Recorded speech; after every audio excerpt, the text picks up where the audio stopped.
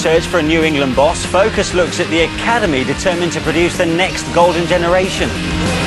Executive Brian Barwick began his search for Steve McLaren's successor, but as he looks to appoint a world-class manager, Focus has been investigating the other end of the spectrum and a football academy which could provide England with world-class talent.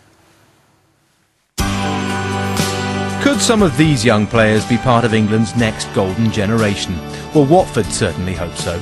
The Championship leaders are pioneering a continental-style academy which takes a more all-round approach to youth coaching. We try to take away the hassle for the parents, for the families, and said to them, look, we'll transport your boys in, take them home for you, and monitor what they eat during the school day.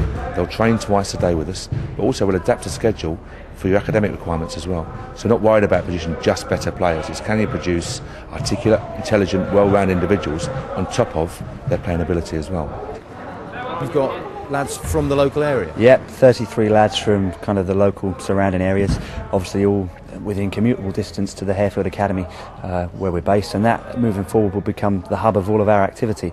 Watford revamped their academy after studying a successful model in Holland. A club called Willem II, very similar club to Watford in size and population of the area, etc.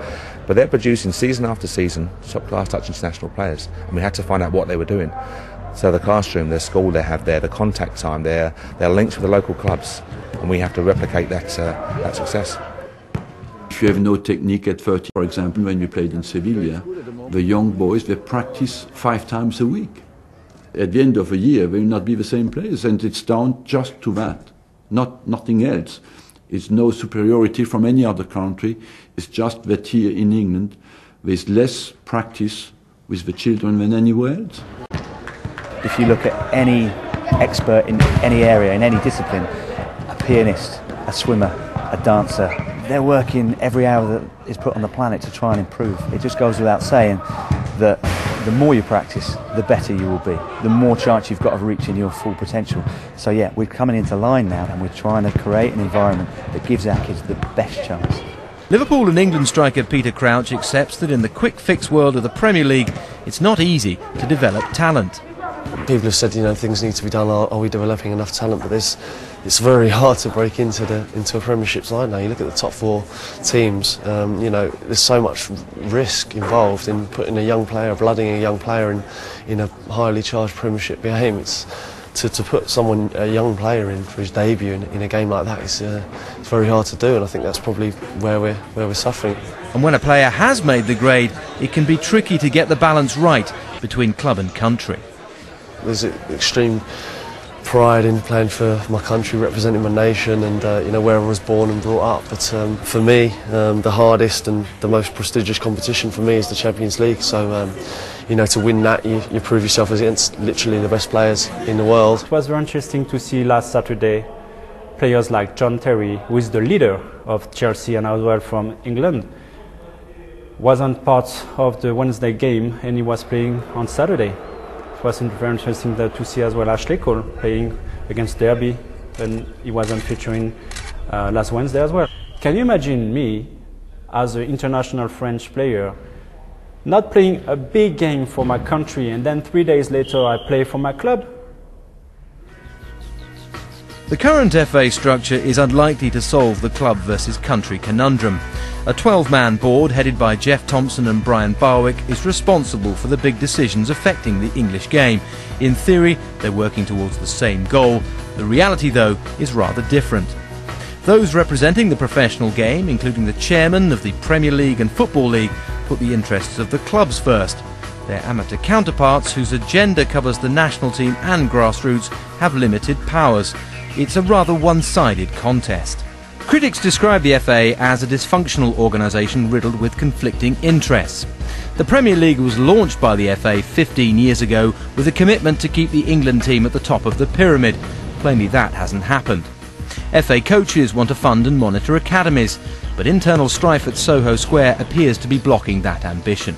The next England manager needs more homegrown talent, but last weekend just 36% of Premier League players were eligible for the national team.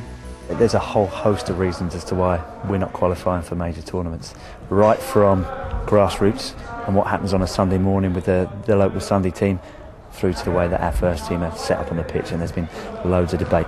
What we feel we're doing is making sure that we've got things right in our area, the things that are within our control, trying to make sure that the experience that our boys get is a better one. Dominic Cotton reporting there. Well, we've yet to hear from the FA about their vision for the future. Earlier, I spoke to Jonathan Pearce at Stamford Bridge for his views. Well, JP, we just saw there Watford's pioneering academy. What did you make of it? Wholeheartedly support it, Manish. We need to get kids in academies for longer during the week. They need to be given better facilities where they can improve their basic skills, passing, movement, developing tricks. When Chris Waddle went away to Marseille, he was astonished by the amount of ball work they did as opposed to physical training. We need to work on that sort of skill, bringing our kids to an earlier age so that they can play Premiership football in greater numbers. We're not producing the kids. Sure. Isn't this the kind of thing, say, Trevor Brooking, the head of development at the FA, is after? I'm sure he is. I'm sure Trevor wants to do a lot of things. He needs to bridge the gap as well, Manish, between academy football and first-team football at Premier League. It's one thing developing the kids, but then pitching them into a Premier League match, managers won't risk it because there are so many things to lose. There is so much pressure to win, to succeed, so much money involved. We need to get over that. There is far too much self-interest at the top of our game at the moment, and that is why I think Trevor's being blocked in many things he wants to do. And what about the England manager situation? What's the latest? You've got your ear to the ground, so I hear. Well, Manish, I think for a start, people need to stop pointing the finger of guilt at one another. The Premier League are to blame for what's happened. The FA is to blame. The schools are to blame. We need one united approach from government down. They need to provide more facilities. The FA need to provide better coaching, not just coaching badges, better coaching. And we need to improve the game at all levels before we talk about an England manager. But I will say this, whoever it is, and speculation seems to be hardening towards Jose Mourinho at the moment, the new England manager must be prepared to work with England coaches. I believe there should be a list of 3 or 4 or 5 players who come into that England reckoning. Stuart Pearce is already there, a Gary Mabbott, perhaps a Tony Adams, certainly an Alan Shearer, a creative midfield coach as well. And therefore you are creating a conveyor belt of talent to coach England in the future, very much as Ron Greenwood had in 1982 with Don Howe, Sir Bobby Robson, Terry Venables. It was never picked up, it was never developed, and that is a crime, and that needs to change, and change now. Thanks, JP. Some strong views there from JP. Well, our commentators have been taking something. I know. Yeah. Motti's now an investigator as well. Marcel, let's come to you then about Jose Mourinho.